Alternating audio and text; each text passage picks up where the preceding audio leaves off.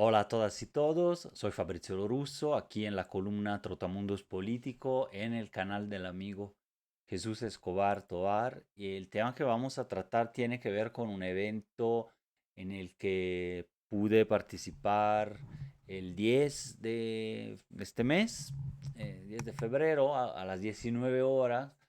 Hemos presentado la plataforma ciudadana de fosas clandestinas, más bien la actualización de esta página que les invito a buscar así, plataforma ciudadana de fosas, que es un esfuerzo de diferentes instituciones y pueden ver la presentación incluso ahí. Ahora voy a mencionar, claro, algo del tema en las páginas, en las redes de Artículo 19, Data Cívica, Programa en Derechos Humanos Ibero Ciudad de México, que me extendieron la invitación para participar ya que desde Guanajuato y también en otros estados hemos trabajado el tema de las fosas comunes, es decir, esas fosas de los cementerios en donde hay una parte de personas, cuerpos no identificados y las fosas clandestinas, es decir, esas inhumaciones, excavaciones, entierros irregulares, ilegales, excavados, ¿no? Justamente por grupos criminales, por perpetradores, actores sociales, podríamos decir así, delincuenciales, pero también a veces hasta por las propias autoridades o funcionarios públicos para ocultar un delito o para ocultar justamente los cuerpos, ¿no? Un fenómeno desgarrador en el país, ¿no? Que ha empezado a nombrarse, a surgir, a estar en la agenda pública y se ha estigmatizado mucho, sobre todo a partir de la mal llamada declaración de la guerra al narco de Felipe Calderón, 2006-2007. Desde ese momento, tanto la escalada de los homicidios dolosos como de las desapariciones y luego así, paralelamente, de las fosas clandestinas e incluso dentro de este tipo de ocultamiento de cuerpos, también los sitios de exterminio, que son como que una versión extrema, ¿no? De destrucción, calcinación, eh, aniquilación de los restos humanos en México, pues ha vivido algo que algunas académicas llaman un panorama forense, ¿no? Dramático, de acumulación de rezagos. No me gusta del todo el término que se escucha en este campo de las desapariciones, de las fosas de crisis forense, porque si bien todo nos remite a situaciones a veces explosivas, dramáticas, tristes, como los famosos trailers de la muerte en Jalisco, ¿no? Esos trailers eh, con refrigeradores que luego quedaban días y días deambulando por las calles cerca de Guadalajara y en otras localidades, oliendo mal porque tenían cuerpos, muchos de los cuales no son identificados y podrían, probablemente son buscados por sus familias, ¿no? Entonces, a partir de esa realidad y muchas otras, ¿no? La acumulación de más de 72,000 cuerpos sin identificar en las morgues, CEMEFOS, pero sobre todo en panteones municipales y en panteones ministeriales, que son los de las fiscalías. Por ejemplo, aquí en Guanajuato todo está centralizado ya, teóricamente, porque luego en la práctica no ha sido así desde el 2020. O sea, los cuerpos no identificados de personas de los municipios tienen que llegar, supuestamente, digo, porque hay casos que no ha funcionado eso, centralizados a Guanajuato Capital, ¿no? En el Panteón Forense o Parque Funerario, le dicen, de la Fiscalía General del Estado acá y en otros estados, pues pasa lo mismo. Y sin embargo, el fenómeno de las fosas ha sido masivo también. Tanto es así que hasta 2023, ¿no? Por ejemplo, y ahora es mucho más, se tenían registradas oficialmente más de 5,600 fosas clandestinas eh, en México, ¿no? Básicamente podemos decir que casi todas de los últimos 20 años y la gran mayoría de la última década, ¿no? Todavía entonces se va concentrando el fenómeno a algo que es reciente. Bueno, la plataforma ciudadana de fosas es el único esfuerzo, o el más acabado, podríamos decir, y actualizado a nivel nacional. Aquí en Guanajuato tenemos otro esfuerzo de clasificación, mapeo, registro em, de las fosas a nivel estatal, ¿no? Desde la página de iberoleón.mx, diagonal centro de datos, ¿no? Pero esta es a nivel nacional y contempla, tiene los datos sobre este fenómeno, que es un fenómeno no solo criminal, sino también de violaciones graves a derechos humanos por parte de autoridades, muchas veces en colusión con el crimen organizados, o bien tolerantes de estos fenómenos que se sabe que acontecen, como aquí en Salvatierra, en Juventino Rosas, en Celaya, en Irapuato, en León. En ciertos territorios es consabido hace más de una década la presencia de fosas clandestinas, a veces cuerpos enterrados clandestinamente en espacios legales, en panteones municipales, ¿no? Como pasó en Jojutla, en, en Tetelcingo, Morelos, ¿no? En 2016-17. Y justamente en este evento estaban presentes representantes del colectivo Regresando a Casa Morelos, yo en calidad de representante del, en este caso, de Red Lab, que es el laboratorio de resistencias contra las desapariciones de la Ibero León, y bueno, luego, claro, las autoras de este trabajo o coordinadoras de Data Cívica, Artículo 19 y el programa Derechos Humanos de la Ibero Ciudad de México. Y entonces les invito primero para esta columna es poder visitar ese sitio conformado, les decía, con fuentes de fiscalías estatales, Fiscalía Federal. Ahora tenemos fuentes también en Guanajuato, ¿no? Hace pocos años de las comisiones de búsqueda que también registran los hallazgos en fosas y otros sitios de hallazgo, ¿no? Más amplio también, pero bueno, hablamos tendencialmente en su mayoría de puramente fosas clandestinas, pero hay muchos otros, ¿no? Sitios naturales, etcétera. O artificiales de otro tipo, pozos y así. Pero acá se registran las fosas como emblema triste, doloroso, como punto de partida desde México. El México actual, el filósofo Artur Aguirre, el grupo de filosofía forense ahí en la UAP, ¿no? La Universidad de Puebla, hablan de el espacio doliente de nuestro tiempo, hablan de una época de cadáveres y tristemente vivimos todavía esta situación, como les decía, por la escalada de homicidios, por la escalada de desapariciones también, y por la escalada de los encuentros en fosas clandestinas, los hallazgos. Y que entonces, esa es un poco la historia. El inicio de todo esto se rastrea hace 20 años, pero se ha incrementado y la fosa, digamos así, tiene un significado mayor. En algún momento, y todavía a la fecha, algunos medios le siguen llamando narco fosas, con ese prefijo narco que lo aplican a todo, ¿no?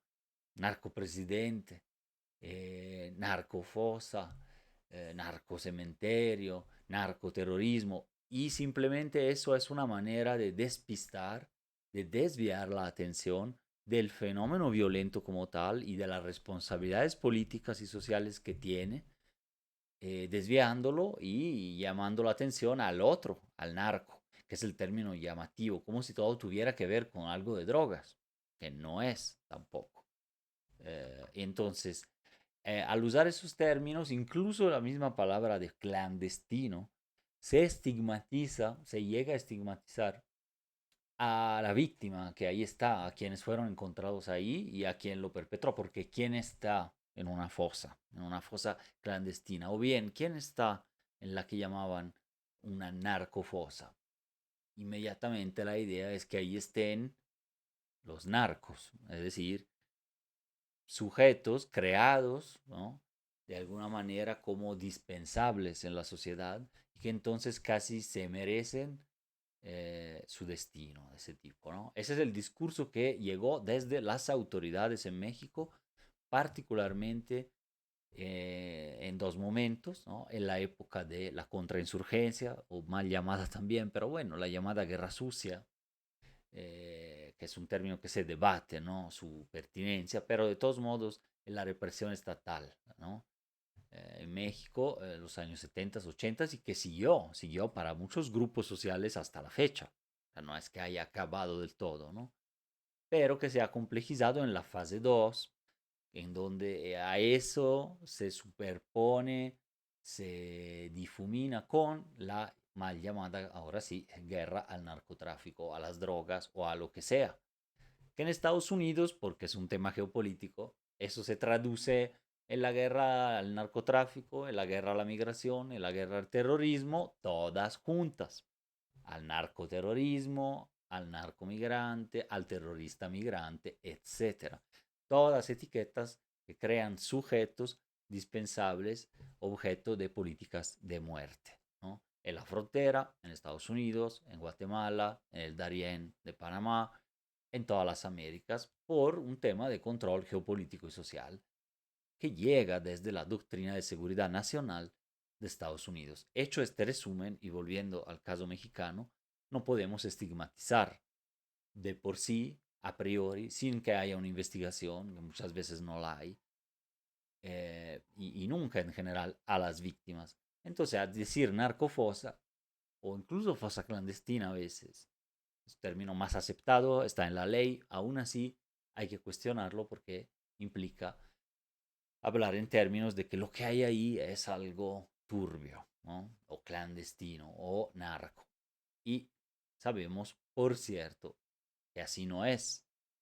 Eh, Hay miles y múltiples casos de todo tipo, ¿no? Tanto en las personas asesinadas, que nos han hecho creer que el 70%, siempre siguen mencionando hasta la fecha a veces ese dato calderonista, por cierto, a la García Luna.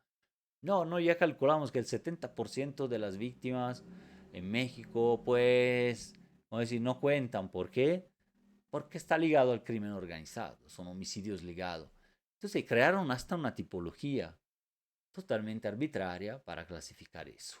Y entonces así la gente se pone tranquila y dice, no, bueno, no me va a pasar nada. Bueno, ya sabemos cómo acabó y cómo va acabando el cuento, siendo la fosa el, no el epílogo, sino el nuevo inicio de donde tenemos que escarbar literalmente y metafóricamente para reconstruir, ¿no? Y así lo hacen, reconstruyen, conforman nuevas socialidades, nuevas formas de luchar, de resistir, pues los colectivos de personas buscadoras que desde la fosa salen a la plaza pública, salen a denunciar y a destapar, develar esa realidad, ¿no? Entonces les voy a leer un pedacito de algo que también ahí presenté, eh, tiene que ver con los significados de estas fosas, más allá de todo el ruido mediático que hemos escuchado en estos años, que levantones, que narcofosas, etcétera. Pasemos a entenderlo como parte de nuestra realidad, hasta de nuestra comunidad, de nuestro territorio, y algo que viene a romper y que tenemos que reparar para tener un horizonte de futuro, ¿no? La fosa, primer punto, siempre sabemos, y lo dicen los peritos, lo dicen las antropólogas, los arqueólogos, pero también las buscadoras, la comunidad dice que una fosa nos habla, devela, delata y acusa. Acusa la ignominia, acusa la contubernio de funcionarios públicos o la falta de investigación posterior, aunque a veces no hay esa colusión al inicio, pero la hay en no investigar, en encubrir, etcétera, ¿no?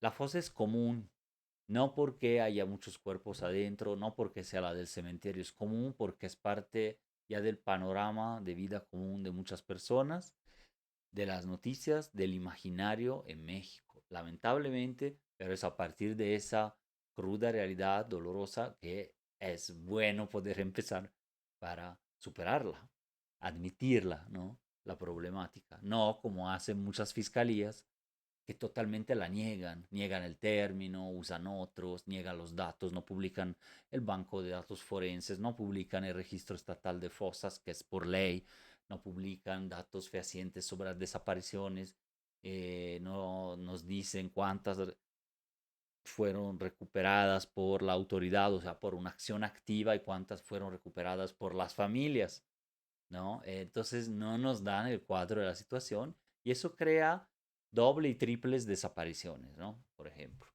No estoy afirmando aquí que todas las desapariciones tienen que ver con cuerpos muertos o con fosas o con homicidios, para nada. Simplemente digo que una parte de ellas, que es la más impactante, una parte es encontrada sin vida de las personas en fosas, ¿no? Teniendo ahora más de 135.000 personas desaparecidas y ya lo dije, más de 72.000 cuerpos sin identificar, que posiblemente sean personas denunciadas en algún momento como desaparecidas hace 10 años, 5, 15, 3, ¿no? Y que están siendo buscadas, pero por ineficiencia y omisión del Estado y que es una violación de derechos humanos, no son identificadas o no son cotejadas o son abandonadas o son luego incineradas por error o no se restituyen de manera digna o por error se restituye a otra familia que no es, etcétera. Eso es una tragedia agregada a la tragedia, pero no es tragedia abstracta, es violencia sociopolítica, se le llama, ¿sí? Una violencia que tiene que ver con las instituciones, ¿no? Entonces no es culpa individual, individualizada de la víctima, de la familia o de algo habrán hecho, como dice también la autoridad. La fosa trastoca el territorio y la memoria, es una herida abierta, ¿no? Una cicatriz en la comunidad. Está a un costado de una cancha de fútbol, de la escuela, de la barrotera, cerca de un pozo, dentro de un pozo, detrás de una fiscalía, dentro del cuartel y entre las raíces del huizache aquí en Guanajuato, árbol nativo. Es un espacio doliente, una oquedad, desde donde tenemos que empezar, comprender y resistir. Es excepción que ya se normaliza o es un microestado de excepción permanente, siempre en disputa sobre lo que ahí pasó, la lucha por la verdad, saber qué pasó, quiénes están en ese lugar y por qué. Conocer la verdad y llegar a la justicia, ¿no? Parece una utopía, pero pues la lucha por ahí va y en raros, raros casos se alcanza. Estamos hablando de un estado de excepción en las fosas y en muchos otros lugares, la frontera, por ejemplo. ¿Quién determina el estado de excepción en un país? El soberano. ¿Quién es el soberano en un determinado lugar y periodo? Bueno, ahí hay fuerzas, fuerzas armadas, gobiernos, hay el soberano, puede ser el poder fáctico, los medios incluso, empresarios poderosos, transnacionales, mineras, grupos explotadores y el crimen organizado. La fosa es también una verdad ocultada, complicidad revelada a la vez. Le dicen clandestina por ser escondida e ilegal, pero es un estado liminal o limbo, un epicentro de dolor y de tiempo suspendido. Es los cuerpos, los restos, el cadáver y la naturaleza con sus agencias, su forma de actuar del cuerpo, del cadáver, de la naturaleza sobre los vivos y las vivas, ¿no? Es la violencia social, política, sistemática y de Estado. Eh, la violencia del crimen y del criminal organizado y autorizado, de la negligencia y la intención. La fosa denuncia la indolencia estatal y obliga a la resistencia colectiva. Ya se ha sido. Es la criba y la esperanza en una distopia cotidiana y real para decenas de miles de personas, ¿no? Que quienes no tenemos a familiares desaparecidos apenas podemos alcanzar a imaginar, pero no podemos como tal vivirla, ¿no? Entonces, bueno, esta es mi reflexión a partir de lo que van a ver en Plataforma Ciudadana de Fosas. Acá seguimos trabajando desde la universidad en actualizar el tema Guanajuato, en donde hasta el año pasado todavía teníamos registradas más de 750 fosas clandestinas del 2009 al 2025, más o menos. Eh, entonces, en más de 30 de los 46 municipios del estado. Esta plataforma nacional les va a dar el dato de todos sus municipios, de sus estados, de la República, etcétera, ¿no? Y integra ya también un módulo, una parte les dije de lo que pudieron rastrear con las fuentes de fosas comunes, que es otro gran problema. Aquí en Guanajuato salieron muchas notas en enero, las iba a comentar, sobre cómo ya muchas buscadoras, bueno, desde el año pasado lo denuncian, han tenido ya noticia, y no solo las buscadoras, también salieron notas de prensa de por sí, sobre el uso del crimen organizado que hace en panteones municipales, dentro y fuera del panteón, ¿no? Eh, por otro lado, había, dependiendo de los datos, entre 400 y hasta 850 más o menos personas no identificadas que podrían ser buscadas por sus familiares como personas desaparecidas, ¿no? A lo mejor en los panteones municipales de Guanajuato, ¿no? Y otras tantas, un poco más de 900, en el panteón ministerial de la Fiscalía, también no identificados. Eso refleja de alguna manera eso que dije al inicio, más que el término de crisis forense, de rezago acumulado permanente, estructural forense, es crisis estructural forense, ¿no? En ese sentido, del país, del Estado y de otros, ¿no? Que estamos aquí al lado está Jalisco, no me meto ahora a hablar porque sería mucho. Simplemente decir, ya para acabar, que estos esfuerzos merecen una mirada a pesar de la temática, que me doy cuenta que no todos la digieren, pero la hemos normalizado de mala manera y entonces nos desensibilizamos frente al dolor ajeno, pero también al propio fenómeno, ¿no? Que estamos explicando. Y bueno, ha habido varios esfuerzos antes también de tener estos mapas, recordemos, el reportaje del país, desde sociedad civil, porque de las autoridades, muy mal. Ha habido solo uno de la Comisión de Búsqueda en 2023, que fue un mapa que ahí terminó. Publicaron los datos que tenían, muy parcial, es decir, con quizás ni siquiera diría para Guanajuato, la información era menos de la mitad de lo que se registraba con otras fuentes locales, oficiales y de prensa. Entonces, digamos que registraba muy poco. Fue un esfuerzo interesante del 2023, pero ahí acabó. En cambio, pues estos esfuerzos y ejercicios pues han sido más persistentes, ¿no? Ha habido el país de las 2000 fosas, el reportaje de un equipo de periodistas de investigación. En 2018 fue el primer mapa interactivo que salió. Luego informes interesantes, violencia y terror, hallazgos sobre fosas clandestinas en México de Derechos Humanos Ibero, Ciudad de México, en 2017 y 2019. Esta plataforma ciudadana que comentamos y que sigue hasta empezó en 2021. Buscar entre el dolor y la esperanza, hallazgos de fosas clandestinas 2020-22, también del programa en Derechos Humanos Ibero Ciudad de México, el informe sobre la situación de fosas clandestinas en Guanajuato con PopLab, el medio PopLab, y Data Cívica, Ibero Ciudad de México, Ibero León, ¿no?